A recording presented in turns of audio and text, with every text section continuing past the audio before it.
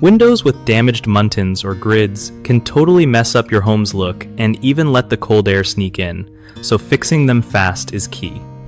Okay, so if you notice your window muntins, which are those little strips dividing the glass, are cracked or broken, first, don't freak out.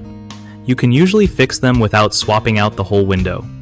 Start by checking if the muntins are glued or nailed on because that decides how you take them off. If it is just paint stuck on, use a razor blade carefully to scrape it off without breaking the glass. Next, get some wood filler or epoxy putty for small cracks to patch up the damage and sand it smooth once it dries.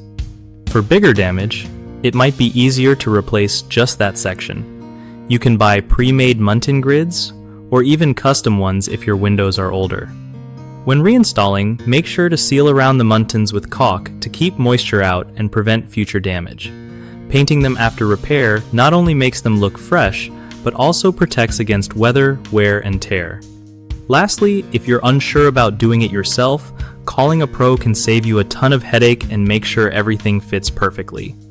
One of the biggest mistakes people make with window muntins is ignoring small cracks, which then turn into bigger problems causing drafts or water leaks. Patch those cracks early with wood filler to avoid costly repairs. Another issue is using the wrong type of paint or sealant that peels off quickly. Always pick exterior-grade paint and high-quality caulk designed for windows. Lastly, trying to force off old muntins without softening the paint or removing nails first can break the glass or damage the frame. Take your time and use proper tools to gently remove muntins. BigHomeProjects.com is awesome for hooking you up with trusted local contractors who really know their stuff when it comes to window repairs and more.